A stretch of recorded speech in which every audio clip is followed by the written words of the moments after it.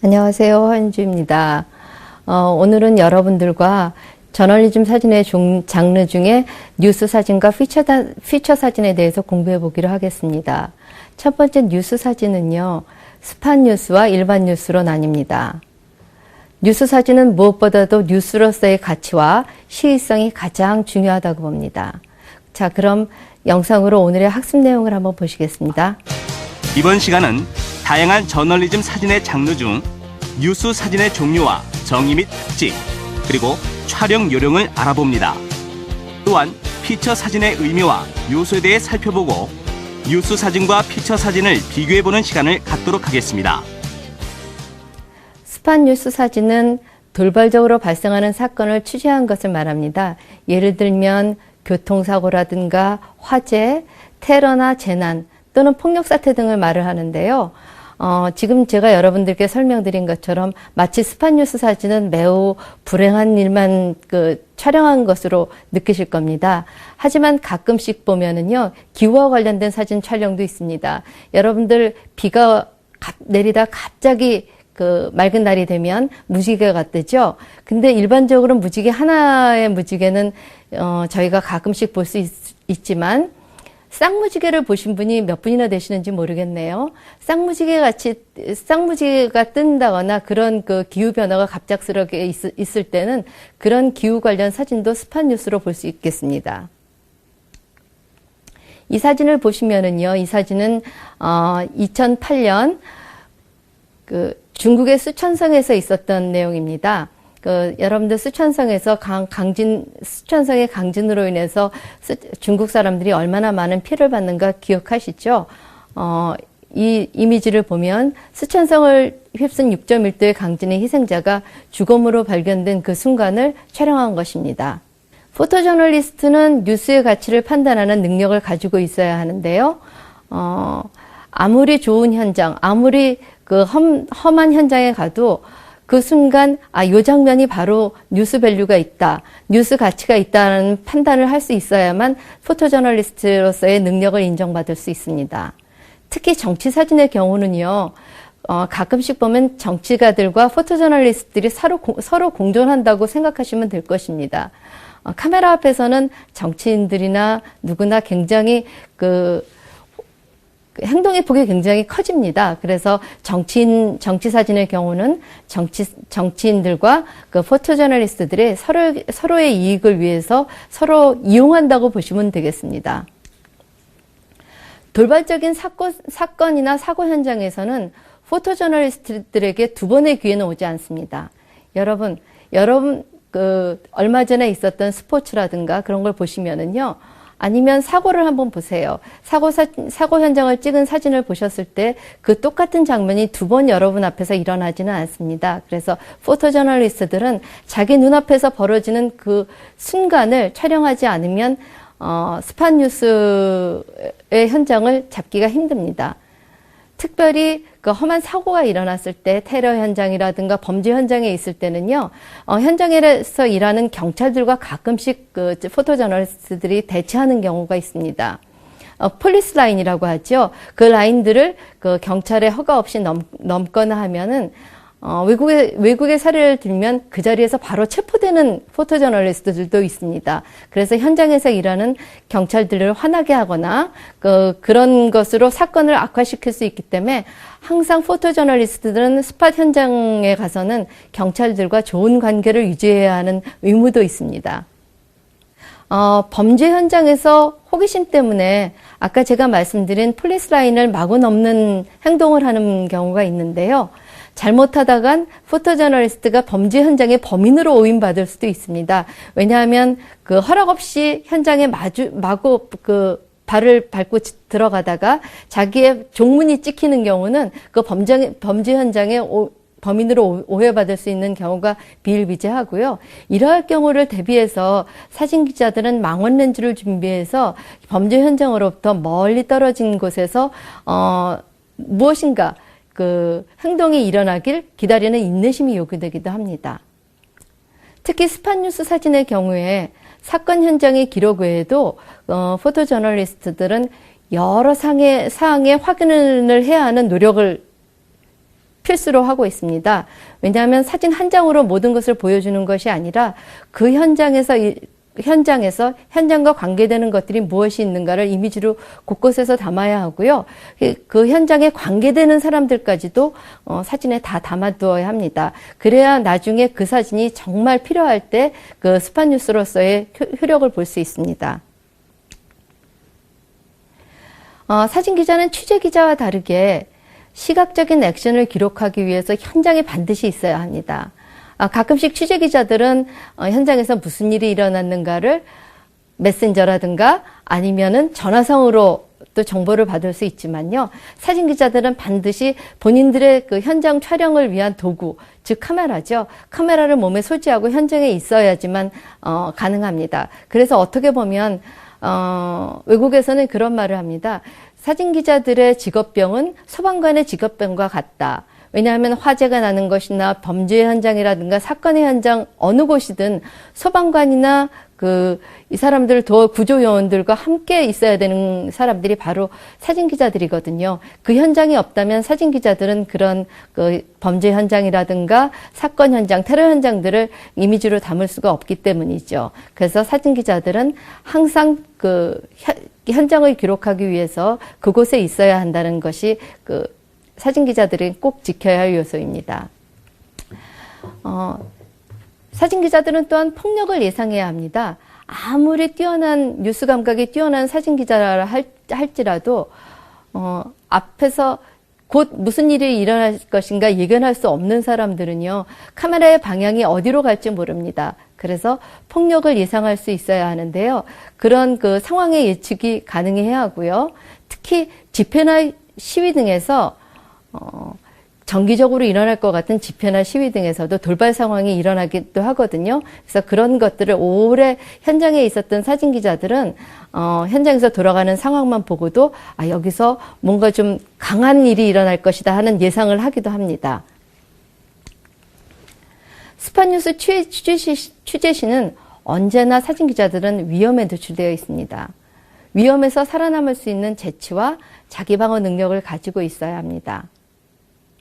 그런 자기 방어 능력이 없을 때에는요, 앞서 말씀드린 것과 같이 사진 기자는 늘 사고를 당할 수 있고요. 카메라라는 도구가 현장을 기록하는 도구이기도 하지만 언제나 남에게 사진 기자로서 노출되기 때문에요, 피해의 당사자가 되기도 한답니다.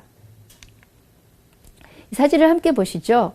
이 이미지는 2010년 초 1월에 IT에 지진이 있었는데 그 지진의 희생자의 사진입니다.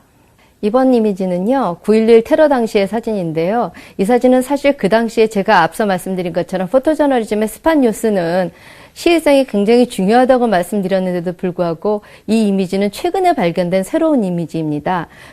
벌써 몇 년이 흐른 이미지지만요. 이 사진은 이미 전 세계 사람들에게 발표되지 않은 사진이었기 때문에 새롭게 스팟뉴스로 다시 떠오른 사진입니다. 이 이미지의 경우는 그 당시에 뉴욕 경찰이 상공을 돌다가 헬기에서 찍은 사진이랍니다. 다음 사진도 마찬가지입니다. 이 이미지도 9.11 테러 장면이지만 처음 세상에 알려진 사진입니다. 여러분들이 보시는 이 사진, 생각하기도 싫은 사진이죠. 1987년 칼기가 폭파되었던 사진입니다. 이런 사진들이 계획적이지 않고 돌발적으로 난 사건이기 때문에 이런 사진들을 스팟뉴스 사진이라 합니다. 계속해서 스팟뉴스 이미지 보시겠습니다. 이 이미지는 1995년에 약 300명 이상의 희생자를 낸 삼풍백화점 붕괴 사진입니다. 우리나라 역사상 가장 많은 화재 희생자를 냈다고 한 1971년 대형가 호텔 화재 사진입니다. 1995년에 대구 지하철 가스 폭발 사진인데요.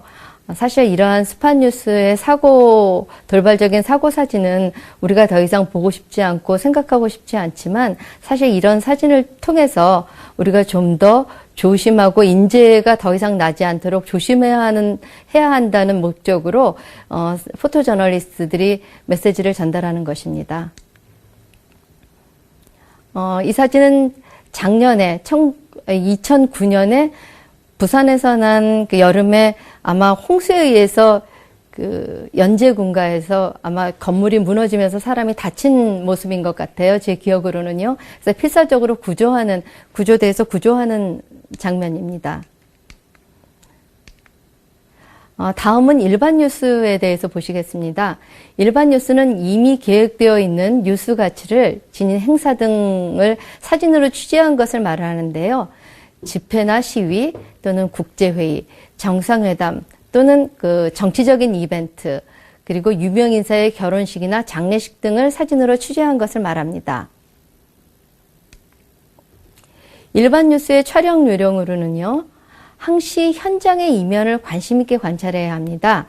아까 말씀드린 것처럼 그 일반 뉴스의 현장은요, 굉장히 지루하고 재미없을 수 있거든요. 그래서 포토저널리스트들은 현장에서 일어나는 것보다는 그런 것도 관심을 둬야 되지만 현장 이면에서 무슨 일이 일어나는 것을 관심 있게 관찰해야지만 남들과 다른 이미지를 생산할 수 있습니다.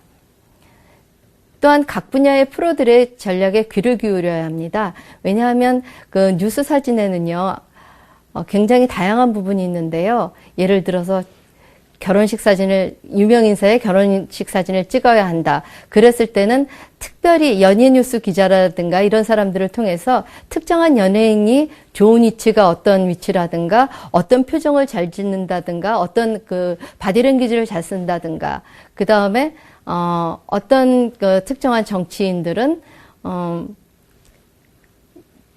표정을 아까 말씀드린 것 특정한 표정이라든가 어떤 모션을 잘 쓴다든가 하는 것들을 미리 감지하고 있으면은요, 그 포토저널리스트들이 현장에서 그런 특정한 사람들을 취재하기에 훨씬 더 유리합니다. 그 다음에 인내심을 가지고 관찰해야 되는데요. 포토저널리즘은 제가 지난 시간에도 말씀드렸지만 기다림의 미학이라고도 할 수 있습니다. 사진 기자들이 10명이나 20명이 한 장소에 갔을 때 우르르 몰려가서 한 컷씩 찍고 나오면 안 되겠죠. 그러면 모두가 다 똑같은 성형미인처럼 같은 얼굴을 하고 있을 겁니다. 그렇지만 끝까지 기다린다면 인내심을 가지고 기다리는 포토저널리스트가 누구냐에 따라서 그 사람은 그 어떤 사람이 좋은 사진을 건질 수 있고 없고가 판명될 수 있습니다. 정치 분야의 경우 순간에 얽매이기보다는 정치인들의 삶을 깊이 파고드는 것도 좋은 방법입니다. 왜냐하면 카메라 앞에 있을 때는요, 정치인들도 가끔씩은 연예인과 같다는 생각을 할 때가 있습니다. 왜냐하면 나를 찍어줄 유권자들에게 나쁜 모습보다는 사실 좋은 모습을 보이기를 원하거든요. 그래서 그런 면보다는 인간 누구누구, 정치인 누구누구라는 것보다는 인간 누구누구라는 면을 아마 이미지로 보게 되면 훨씬 더 유권자들에게 쉽게 다가가고 친근하게 다가갈 수 있는 면을 볼 수 있기 때문입니다. 현장에서 뉴스거리에 관계되는 사람들 간의 관계를 발견해야 합니다. 뉴스거리라는 것은요, 내가 어느 현장에 갔을 때 전혀 모르는 사람들이 있지만 그 안의 관계를 잘 살펴보면 모르는 사람들 사이에도 뭔가 관계가 일어나기 마련입니다. 의외로 좋은 사진을 건질 수 있는 방법 중에 하나입니다. 너무도 지루한 회의나 회견을 이미지화하려는 데는요, 몇 가지 팁이 있습니다. 모든 포토저널리스트들에게 정부나 국회에서 주관하는 회의는 사실 항상 기사거리가 됩니다. 왜냐하면 그것들은 직접 국민에게 영향이 가기 때문이죠. 하지만 매우 지루한 이미지가 되기 쉽기 때문에 항시 포토저널리스트들의 창의성이 시험대가 되기도 합니다. 그런 창의성을 나타내기 위해서요, 프레이밍의 독창적인 적용이라든가 순간의 포착, 적절한 조명을 사용하든가 회의의 흥분과 긴장을 아주 적절하게 찾아내면 좋은 사진을 찍을 수 있고요. 그 다음에 그 회의장 안에서의 무슨 대립과 대결과 이런 것들이 있으면 그런 것도 화면으로 담으면 좋겠습니다. 또한 의결사항의 기록 등을 통해서 독자들로부터 독자들이 관심이 있는 것이 무엇인가를 알아서 그런 관심을 이끌어낼 수 있습니다. 흥미로운 이미지, 지루한 이미지를 흥미로운 이미지로 전환시키기에는 회의나 회견에 참석한 사람들의 표정이나 바디랭귀지가 감정을 나타내기 때문에 그런 부분을 기다려도 좋습니다. 또한 참석자들에 대한 정보의 수집을 해야 되고요. 완벽한 준비를 통해서 계획된 뉴스의 폭넓은 파악을 통해서 시각적으로 충분한 뉴스가치 이미지를 획득해야 합니다. 마지막으로 정치적이고 사회적인 이슈를 발견해야 합니다. 사실 뉴스의 현장을 왜곡시키는 요소들이 있습니다. 특정한 렌즈를 사용해서요, 너무 가깝게 들어가거나 또 너무 먼 곳에서 하거나 그랬을 때는 현장에 있는 상황과 조금 달라질 수 있습니다. 두 번째는 앵글인데요. 앵글을 사실 카메라의 위치를 어떻게 놓느냐에 따라서 키가 작은 사람도 커 보이기도 하고요. 큰 사람도 작아 보이기도 합니다. 그래서 앵글을 잘 써야 되고요. 그다음에 조명도 잘 사용해야 합니다. 갑자기 그런 생각이 드네요. 미국의 미식축구 선수인 오제이 심슨이 자기 아내를 살해했다는 그 죄를 받고 한때 뉴스윅이나 타임지에 표지 모델로 나온 적이 있습니다. 그때 같은 사진임에도 불구하고 다른 조명을 사용했던 것을 각각의 표지로 사용하면서 사람들에게 굉장한 센세이션을 일으켰는데요. 그래서 사진에는 굉장히 조명이 중요하다고 봅니다. 또한 촬영의 위치가 중요하고요. 마지막으로 현장의 홍보용 사진 시각 또한 필요합니다. 현장을 왜곡시키는 요소가 됩니다. 왜냐하면 현장에 갔을 때 사진 기자들이 그 현장을 마련해 놓은 그 주최 측에서 마치 홍보용으로 사람들을 많이 모아놓는다든가 아니면 뭔가 이벤트성이 있는 것을 이면을 보지 않고 그 자리를 바로 촬영하고 간다면 혹시 이면에서 벌어지는 진짜의 상황이 무엇인지 이해 못하겠죠. 그래서 현장을 왜곡시키는 요소로는 현장의 홍보용 사진 시각을 들 수도 있겠습니다. 과거에는 포토저널리즘 하면 시각적으로 보는 진실이라고 했는데요. 요즘은 모든 그 언론에서 다루어지는 이미지를 과연 우리가 진실이라고 말할 수 있는지 가끔씩은 의심할 때가 있습니다. 또한 독자들도 요즘은 눈으로 보는 것, 카메라로 찍은 것은 모두 다 진실이라고 믿지는 않는 것 같습니다. 그래서 여러분들이 사실과 진실 사이에 어떤 생각을 하시는지요? 현장의 상황이 왜곡되지 않은 공정한 시각을 보여주기 위한 노력이 요구된다고 할 수 있습니다. 이미지를 보시면은요, 이명박 대통령과 오바마 미국 대통령이 정상회담을 하는 장면입니다. 이러한 사진도 뉴스 사진인데요. 이미 정상회담은 다 계획되어 있죠. 일반 뉴스 사진입니다. 한국의 최남단인 마라도의 소망 타임캡슐을 매설하는 순간입니다.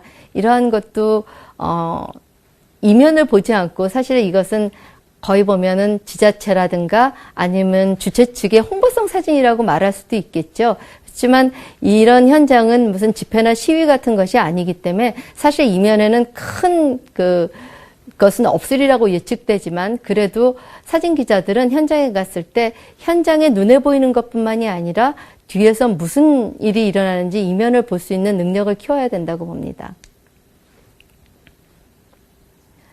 이 사진은 중국의 그 미안주 시의 공산당 서기장의 모습인데요.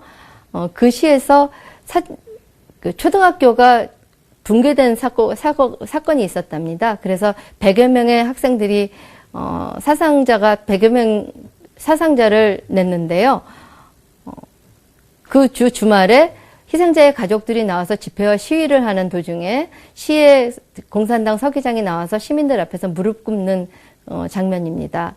만일 사진 기자가 이 상황에서 시위자들의 집회와 시위 사진만 찍었다면 이러한 사진은 나오지 않았겠죠. 그래서 앞서 말씀드린 것처럼 항상 사진 기자는 이면에서 무슨 일이 있는가를 24시간 지켜보는 그러한 능력을 가지고 있어야 한다고 봅니다. 이런 사진이야말로 진짜 어떻게 보면 홍보성이기도 하고요. 굉장히 아름답고 천사 같은 사진이죠. 나이팅게일 선서식입니다. 일반 뉴스 사진은 앞서 말씀드린 것처럼 이미 계획된 것을 찍은 것이라고 말씀드렸습니다. 그 안에는 장례식도 있습니다. 최근 작년이었죠. 고 김대중 대통령이 서거하시고 고 김대중 전 대통령의 장례 미사가 이루어지는 장면입니다. 이 사진은 우리나라에도 가끔 있긴 하겠죠. 우리나라의 군인들도 해외로 파병되니까요. 미국에서 찍은 사진인데요. 필라델피아에서 한 군인 가족이 아빠와 또는 남편을 떠나보내는 그 순간인데, 그 아이들이 쌍둥이 남매랍니다. 아빠를 배웅하는 슬픈 모습을 엄마가 옆에서 다독여주고 있는데, 엄마 모습 또한 매우 슬퍼 보입니다. 이것은 영국의 다이아나 황태자 비가 죽고 나서 교통사고로 죽고 나서 그 장례식 장면입니다. 이 사진이 그 장례식이 있었던 해는 아마 올림픽인가 아니면 월드컵인가가 있었던 해로 알고 있는데요. 그 경기를 지켜본 사람들만큼이나 이 장례식을 지켜본 사람들이 많았다고 합니다. 아까는 장례식 사진을 보여드렸지만 지금은 지난 세기지요. 이미 지난 세기의 결혼식, 영국의 다이애나 비와 찰스 황태자의 세계의 결혼식 장면입니다. 이 사진은 올 초에 2010년 1월에 발생한 시위 사진인데요. 한진중공업 노조원들이 부산 영도구에서 집회를 갖고 있는 사진입니다. 티베트의 무장봉기 50년을 앞둔 7일에 영국의 런던에서 그 티베트의 독립을 요구하는 시위가 벌어졌었죠. 그래서 일반적으로 우리가 시위하면 깃발을 위로 드는데 이 사진을 보시면 사람들이 깃발을 들고 모두 바닥에 누웠습니다. 그래서 또 다른 그 이미지를 우리에게 전달해 준다고도 할 수 있습니다. 가끔씩 보면요. 일반 뉴스에서 스팟 뉴스 거리가 생기는 적이 있습니다. 스팟 뉴스는 아까 말씀드렸지만 계획되어지지 않은 돌발적인 상황에서 일어나는 것을 시각적으로 표현하는 것을 스팟 뉴스라고 말씀드렸는데요. 제가 학생들을 가르치면서 이 스팟 뉴스를 촬영하기 위해서는 일반 뉴스 현장을 꾸준히 찾아다니라고 말합니다. 왜냐하면 스팟 뉴스는 정말 기자들도 한번 마주치기가 쉽지 않습니다. 그래서 일반 뉴스를 찾아다니다 보면 그 일반 뉴스의 현장이 스팟 뉴스거리로 떠오르는 경우가 있습니다. 그래서 일반 뉴스의 현장에서의 긴장감을 잘 살펴봐야 하고요. 특히 극적인 환희도 지켜봐야 합니다. 또한 그 반대로 어디서 극한 대치가 있는가도 봐야 합니다. 왜냐하면 특히 예를 들어서 집회와 시위라는 것은 정부나 아니면 어떤 대상자에게 우리의 의견을 강하게 어필하는 거고요. 알리기 위한 것인데 그 집회와 시위 현장에서 갑작스럽게 돌발적인 사고가 나기도 합니다. 그래서 극한 대치도 눈여겨봐야 하고요. 그 다음에 그런 시위 현장 같은 데서 경찰과 어떠한 대치가 과도한 제한을 했을 때 집회를 못 들어가도록 막았을 경우에 보면 극한 대치가 생기기도 하죠. 그래서 일반 뉴스거리에서 스팟 뉴스로 전환되기도 하고요. 또한 앞서 말씀드린 것처럼 일반 뉴스 현장에 있는 사람들이 카메라에 대한 의식을 가끔씩 과도하게 하는 경우가 있습니다. 그럴 경우에는 모든 행동이 과해져서 일반 뉴스에서 스팟 뉴스가 발생하기도 합니다. 이 사진을 보시면은요, 이건 몇 년 전에 일어난 일인데요. 2002년 9월이네요. 제 기억으로는 영등포역 주변이라고 알고 있습니다. 한창 실미도라는 영화가 나오고 나서 북파 공작원들에 대한 관심이 컸었죠. 이 사진은 바로 북파 공작원이었던 설악동지회 회원들이 자신들의 삶을 보장해달라고 정부에 건의 또는 항의하기 위해서 영등포역 주변에 모였던 시위인데요. 이 시위 현장에 가스통이 갑자기 나왔습니다. 그래서 불이 붙기도 하고요. 그래서 이게 일반 뉴스에서 스팟 뉴스로 전환된 상황입니다. 이 사진 또한 그렇습니다. 그 시위를 막기 위해서 경찰들이 실제 총은 아니지만요, 고무총을 발사하고 있습니다. 이 사진은 몇 년 전 버락 오바마 대통령이, 작년이었나요? 미국의 버락 오바마 대통령이 당선 장면인데요. 그 당선이 발표되는 순간 미국의 할렘가의 한 침례교회에 있던 교인들이 갑작스럽게 그런 환희의 소식을 듣고 놀라는 장면입니다. 이 사진도 어떻게 보면 일반 뉴스에서 스팟 뉴스로 전환되었다고 할 수 있습니다. 다음은 피처 사진에 대해서 보시겠습니다. 피처 사진은 지금까지 우리가 공부했던 뉴스 사진과 다르게 평범한 사람들의 일상생활에서 발견할 수 있는 시각적인 디저트라고 말할 수 있습니다. 따뜻하고 부드러우면서 인간의 감정에 호소하는 이미지로 볼 수 있겠죠. 피처 사진이 될 수 있는 요소로는요, 인간의 희노애락이 재밌거나 감동적으로 표현된 이미지, 어린아이의 귀엽거나 짓궂은 행동이라든가 아름다운 자연 및 신비로운 곤충들의 세계, 의인화된 동물들의 모습이나 그림자 등의 멋진 디자인적 요소, 상상하기 어려운 부조화 등으로 피처 사진의 요소를 만들 수 있습니다. 다음은 오늘 공부한 뉴스 사진과 피처 사진에 대한 것을 잠깐 비교해 볼까요? 뉴스 사진은 항시 새로운 것의 묘사이고요. 시의성이 매우 중요합니다. 반면 피처 사진은 특정 시간에 제한을 받지 않고 상록수와 같습니다. 뉴스 사진은 뉴스의 가치를 가져하지만요. 피처의 가치로는 평범한 장소라든가 일상 및 삶의 단편에 대해서 이미지를 기록한 것입니다. 사건이 포토저널리스트를 조종하는 힘이 뉴스 사진이라면요. 피처 사진은 자신이 어사인먼트를 기획하는 것입니다. 그럼 이미지를 한번 보시겠습니다. 마치 이 사진은요, 어떤 건물을 올라가는 사진인데요. 스포츠 사진 같기도 하고 공사 사진 같기도 하지만 이 사진을 찍은 사진 기자는 독자들에게 이 어려운 시기를 한 발 한 발 잘 다가가자는 의미로 이 사진을 게재했다고 합니다. 이 사진은 인간과 동물의 부조화를 하나의 공간에서 보여주는 사진이죠. 수송기가 수놓은 가을 하늘, 공군 창설 60주년을 맞아서 공군에서 띄운 비행기에 자연이 함께 어우러지면서 마치 지나가던 비행기가 수를 놓은 것 같은 그러한 느낌입니다. 해병들이 훈련하는 장면인데요. 해병이여 대한민국을 들어라. 훈련하는 장면에서 마치 대한민국을 들으라는 의미를 내포하고 있습니다.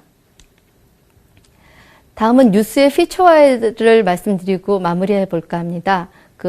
대형 뉴스의 후속 작업을 통한 뉴스의 피처화가 있고요. 이것은 여러분들과는 이미지를 보지 않았지만 2001년 사진 부분의 필처상을 수상한 맷 레이니의 After the Fire라는 뉴스 화제 사진의 피처화가 굉장히 유명한 사진이고요. 그다음에 조선일보 조인원 기자의 가면에 흐르는 눈물, 이것은 2000 냉동창고 화재 사건 1주년 스토리로 다루어진 것입니다. 최근 여러분들이 보셨던 IT 지진으로 인한 현지의 이미지 또한 뉴스의 피처화로 볼 수 있겠습니다. 그럼 이미지 한번 보겠습니다. 이 사진은 잠시 전 말씀드렸던 조선일보 조인원 기자의 가면에 흐르는 눈물에 대한 작품입니다. 이 사진은 라마단 시기에 모인 인도네시아 무슬림 신자들에 대한 사진인데요. 무슬림 신자들이 종교적인 옷을 입고 있는 가운데 어린아이 혼자서 가운데서 빨간 옷을 입고 있죠. 이 사진도 피처 사진의 부조화로 볼 수 있습니다. 마지막으로 피처 사진의 발견을 하려면은요, 평범한 대상에 대한 새로운 시각을 가지고 있어야 되고요. 캔디드한 순간을 포착할 수 있어야 합니다. 또한 독특한 앵글도 구사할 줄 알아야 하고요.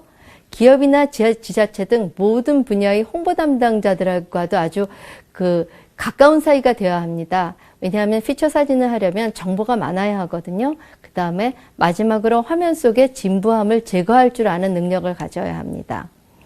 자, 오늘 배울 내용은 여기까지입니다. 화면을 통해 오늘 배운 내용을 정리해 보겠습니다. 그리고 잠시 후에는 2010년 올해 피처 부분의 최우수상을 수상하신 중앙일보 조용철 기자님을 모셔서 이야기를 나눠보도록 하겠습니다.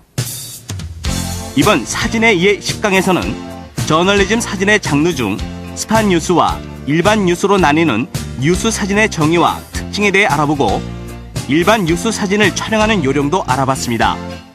또한 뉴스 사진과 달리 평범한 사람들의 일상생활에서 발견할 수 있는 피처 사진의 의미를 짚어보고 피처 사진이 될 수 있는 이미지의 요소와 뉴스 사진과 피처 사진의 차이점을 비교해보는 시간을 가졌습니다.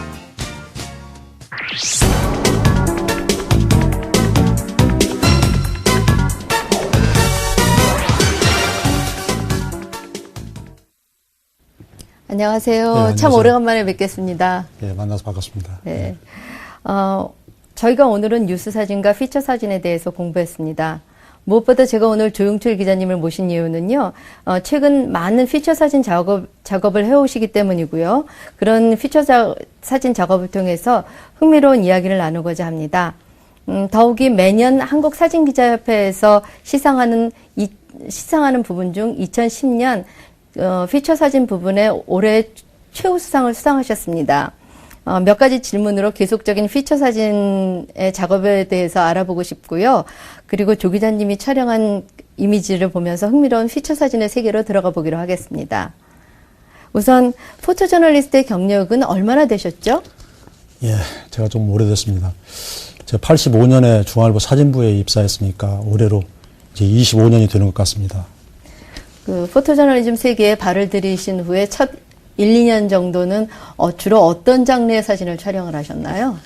예, 제 초년 기자 시절은 민주화 운동이 거세게 일어난 때였어요. 네. 그래서 출근하면 뭐 거의 시위 현장을 가서 주최하는 그런 일이 다반사했습니다. 그래서 그 민주화 운동의 어떤 한복판, 그 역사의 현장을 기록한 시기라고 할 수 있겠네요. 예. 네. 포토저널리즘의 여러 장르 중 피처 사진에 집중하게 된 계기는 무엇이고요? 그 다음에 피처 사진이 기자인 자신에게 주는 매력은 뭔지 말씀해 주시겠어요? 네, 제가 피처 사진에 집중했다기보다는 피처 사진을 병행했다고 생각합니다. 사건, 사고나 그 정치 현장에서 그 피처성 사진, 그걸 찾고 사진을 찍게 된 것이지요. 전 국회를 좀 오래 출입했거든요. 매일 그 정치인들이 회의하는 모습, 그런 사진을 제 노트북에 저장할 필요는 없지 않습니까? 그렇죠. 예. 당사자인 정치인에게는 의미가 있겠지만 사실 그 저로서는 별 의미가 없다고 생각이 됐고요. 그래서 좀 더 그 제가 가질 수 있는 사진, 아름다운 사진을 찍고 싶었습니다. 사람들의 가슴속에 영혼으로 남아서 좀 즐겁고 사진을 보면서 행복할 수 있는 그런 사진 말이죠. 피처 사진에 집중한 계기가 있다고 한다면 사실 갑자기 사고로 사라진 제 아들 때문일 수도 있습니다. 사라진 아들과 제 자신을 찾기 위해서 산으로 또 들로 또 하늘을 또 구름을 그 속에서 찾고 싶었던 것이죠. 그러다 보니까 이 작은 것에 대한 그 관심이 많게 되었고요. 조그마한 생명에 대한 그 경이로움, 그런 것을 사진으로 표현하고 싶었던 것입니다. 그러면 지금부터 그 조 기자님이 찍으셨던 사진을 보면서 이야기해 보도록 할까요? 네, 예. 저 안개 낀 밤섬 사진은요, 1월 달에 찍은 사진인데요. 지난달에 그 서울 전국적으로 안개가 많이 낀 날이 있었습니다. 네. 다른 취재를 갔다가 오는 길에 보니까 한강 밤섬이 너무 아름답더라고요. 그런데 그 밤섬만 찍다 보면 너무 심심해서 그 사람도 한 사람 집어넣고요. 그 다음에, 철새가 날아가는 순간을 기다려서 찍었습니다. 만약 새들이 없다면 사진이 좀 밋밋하지 않을까요? 네, 그렇죠. 아이인 것 같은데요. 아이의 모습인 것 같은데, 저 아이가 지나갈 때까지는 시간을 기다리셨나요?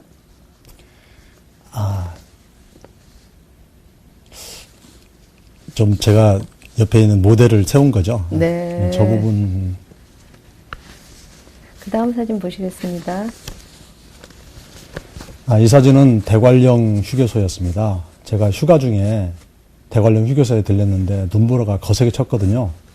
그런데 마침 그 아버지가 딸을 썰매에 태우고 지나가는 모습을 보고 빨리 찍었던 것이죠. 네. 참 정겨운 모습이네요. 예. 얼마 전에 1월에 서울이나 전국적으로 눈이 많이 왔을 때도 웬만한 동네에서 스키를 타든가 아니면 저런 썰매를 타고 다녔던 것 같아요. 예. 다음 사진 보실까요? 이건 하늘에서 내려다본 그 겨울의 들녘이죠. 그 추수가 끝난 논 위에 컴바인 지나간 자리가 궤적으로 남아 있어서요. 그 헬기에서 바라본 논 궤적이 너무 아름다워서 찍어봤습니다. 이 사진을 촬영하실 때는 네. 찍기 위해서 그 상공으로 올라가신 건 아닐 거 아니에요? 그렇죠. 네. 다른 취재를 위해서 그 그 귀성객들이 오는 그 차량 행렬을 찍으려다가 네. 저런 그 멋진 궤적을 보고 찍은 겁니다. 네. 역시 피처의 시각을 갖고 계시는 기자시군요. 고맙습니다. 네. 다음 사진 보실까요? 이 사진은 그 청산도의 풍경인데요. 그 영화 서편제도 나온 그런 그 길이죠. 유채꽃이 피면 더 아름다웠을 텐데 유채꽃이 피기 전에 찍은 사진이어서 좀 부족함이 좀 있네요. 네. 그래도 장면 자체는 상당히 아름다운 장면입니다. 다음 사진 보겠습니다. 제가 이 사진은 벚꽃다 입에 물고라는 제목으로 출고했던 사진이고요. 이달의 보수사진상도 받았던 사진입니다. 이 참새가 벚꽃을 따서 꿀만 빨아먹고 땅에다 버리더라고요. 보통 그 벚꽃이 이파리 하나하나 떨어지는데 벚나무 밑에 가보니까 벚꽃이 통째로 떨어져 있길래 왜 그럴까 보니까 참새가 이렇게 꿀물만 빨아먹고 버리는 그런 모습이 있었어요. 그래서 참새가 벚꽃을 따먹는 것을 찍게 되었습니다. 이 사진은 혹시 국회에 계실 때 찍으신 사진은 맞습니다. 아닌가요? 예, 맞습니다. 네. 다음 사진 보겠습니다. 이 사진은 그 영천의 승마장에 가서 찍었습니다. 마침 그 사료를 운반하는데 이 말이 그 사료 냄새를 맡고 킁킁거리는 모습이 너무 재밌어서 사진을 찍게 됐는데 신문에도 크게 썼던 사진입니다. 네, 굉장히 흥미로운 장면이네요. 다음 사진 보시죠. 이 사진도 국회에서 찍은 사진인데요. 국회에 그 의원동산이라는 곳이 있습니다. 네. 이곳에는 그 많은 조각품들이 있는데 이 조각품이 스테인레스로 된 조각품이어서 이 거울 역할을 하고 있어요. 그러다 보니까 이 꿩이 그 지나가다가 자기를 비춘 모습을 보고 그 침입자라고 생각하는 거죠. 네. 그리고는 그 거울을 보고 지금 싸우고 있는 그런 장면입니다. 이 사진을 보면 어린아이들은 누구나 이소우화를 생각하겠네요. 그죠? 이 사진. 아까는 그 장기였다면 이 사진은 그 암꿩인 그 까투리. 네. 까투리가 새끼인 그 꺼벙이들을 끌고 가는 그런 모습인데요. 이 사진은 그 서울 남산에서 찍은 사진이에요. 사실 서울 남산에 이렇게 그 꿩이 새끼를 키우고 인도를 건너 다니리라고 생각을 못 하잖아요. 그런데 그 둥지를 발견하고 그 새끼를 키워서 나가는 모습, 이걸 지켜보고 싶었는데 새끼가 깨어서 나가는 것은 못 봤지만 이른 아침에 나가서 이 그 꺼벙이가 그 길을 건너가는 모습을 잡을 수 있었습니다. 아주 대담한 꺼벙이는 그 어미 까투리 앞에서 온 가족을 지휘하고 있는 느낌입니다. 예. 이 사진은 그 한여름밤의 그 풍경인데요. 그 무더위가 심한 그 한 5, 6년 전의 그 밤입니다. 뒤에 그 분수대의 그 불빛 때문에 그 실루엣으로 사람들이 그 물속에서 더위를 식히는 그런 모습을 연출하게 됐습니다.